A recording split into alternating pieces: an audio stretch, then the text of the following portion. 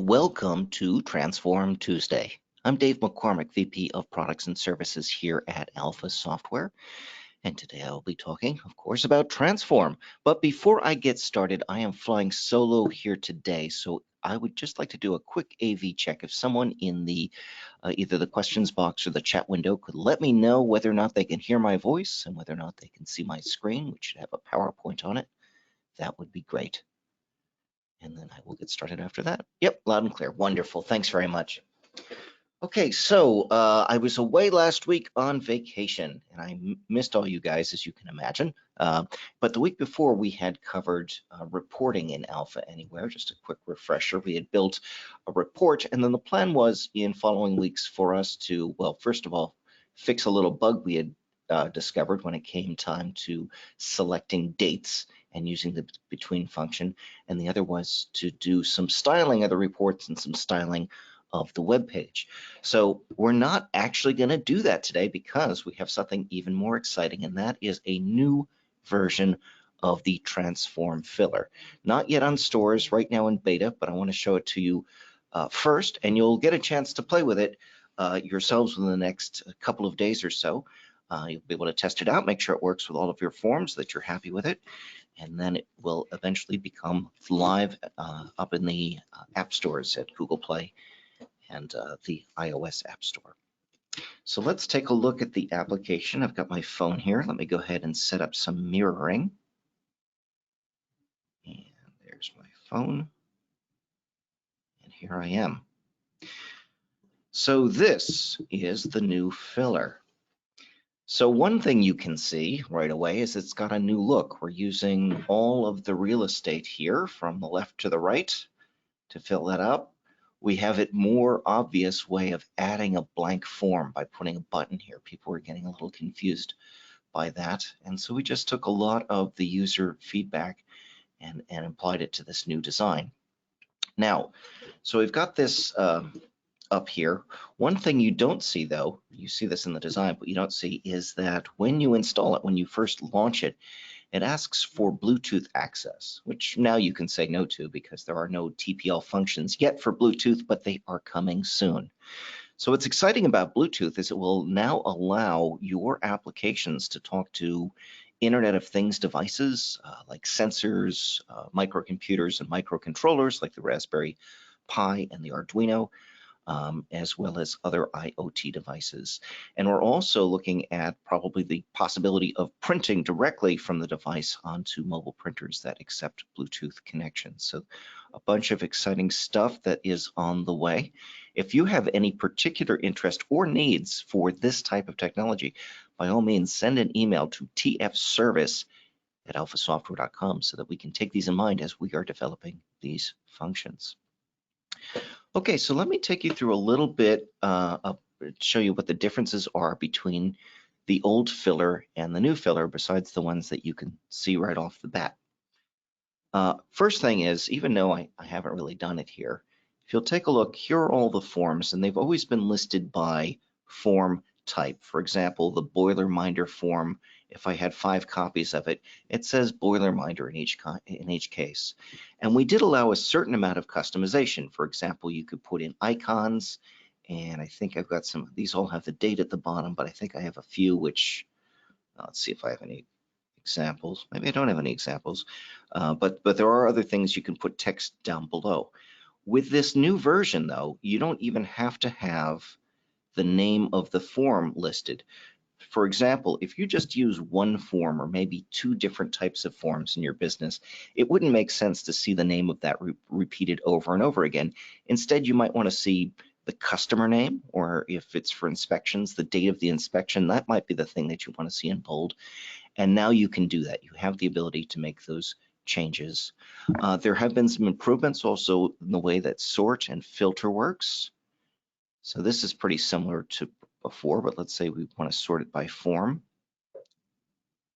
And we've got filtering now for these various forms. Let me go back to, let me shut off sort. Oh, this is a beta. I don't think I can shut off sort. Oh, here we go, collapse all. Oh, there you go, I've already crashed it. All right, we're back in. So sort is one thing, filter is another option.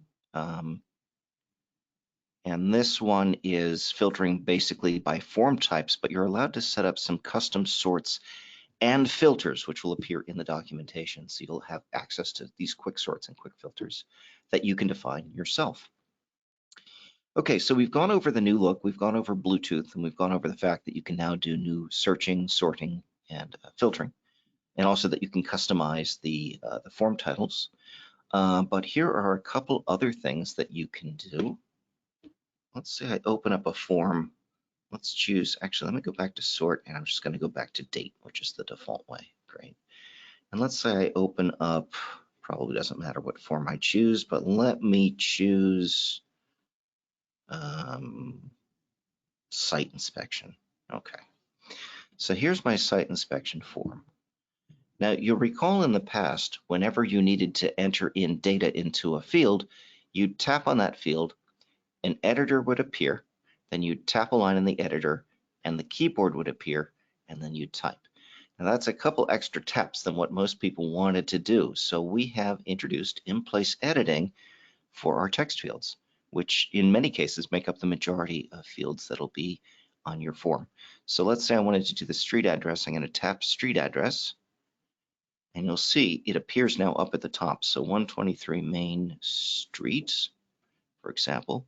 I can click OK, or I can click down to take me to the next field, or I can tap right on the next field. That's city. Let's change that to, I don't know, Burlington. Oops, Burlap, Burlap, Mass. And so that's it. Now for things that I believe signature was always edited in place. May have been. Oh, I can't edit that. Yes, I can. I can close that. So signature still requires that you go to a new page, and things like phone numbers still bring you to a new page.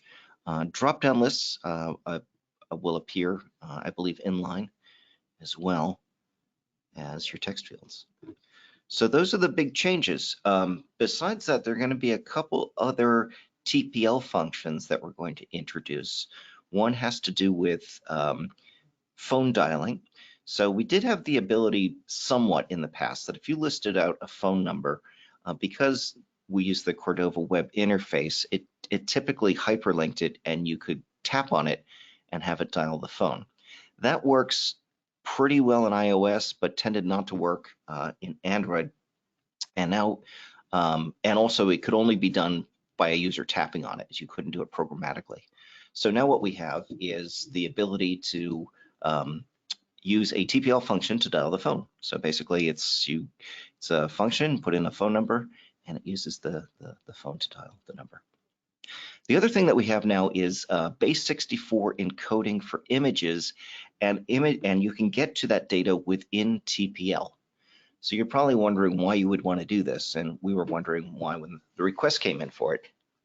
But what you can do with access to your base64 pictures is that you can send them to a service, for example, to do OCR, which is what it's being used for in that case. So when this comes out, we're going to do an OCR example form coming up pretty soon, where you'll take a picture of something and it'll look at the text that's in that picture and then transcribe it into a field in your app, which is super helpful for things like serial numbers, maybe license plates, VIN numbers, things like that. VIN numbers, though, sometimes you can scan, but the ones that go right through the steering wheel into the glass. I mean, if you're familiar with the US, at least it's set up here in the United States, if you look through the glass of your windshield, you'll actually see a number printed. That's your VIN number. There may also be the same information recorded on the door jamb, which often does have a barcode. But if you want to pull it in an OCR kind of way, that's just one instance for it. Another instance that we had was someone who had train cars. Train cars have numbers printed on the outside of them, and they just want to take a picture of it and make sure that they grab it accurately. So that's what that's for.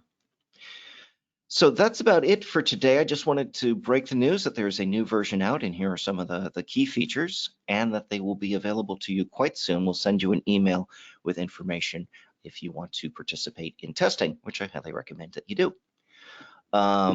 Let's see, any questions that we have? Any timescale for the production release?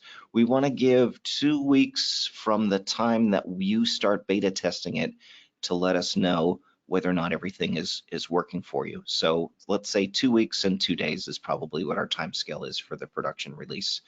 We have banged on it quite a lot here, notwithstanding that sort order bug I just seemed to have run into a moment ago. So that's that. Do we have any other questions? And if so, go ahead and type them into the questions box at the GoToWebinar control panel. Also, if you have any topics that you would like me to cover in upcoming webinars, I would love to hear them. It'd be great to work on those in advance. And let's see, we've got some information. Access to CSS styling on the layout and on the forms. I'm going to take a look at that. I know that that is happening in the background. They are developing ways that you can change the appearance of your forms much more dramatically than what the controls typically allow you to do. So that you could, for example, change the submit buttons or the text labels, colors, things like that. And we will find out. I'm not positive it's going to be in this release, but if not, it's going to be shortly thereafter in a release. We were working on that, but put it off briefly to do the in-place editing, which was in much higher demand. All right. Well, if that's it for questions, I guess it's time to go. But if you have any further questions, comments, whatever, send them to tfservice@alphasoftware.com. and look for an email from us in the next couple of days with information about beta testing. Thanks very much for showing up. Thanks for asking questions, and hope to see you next week. Take care and goodbye.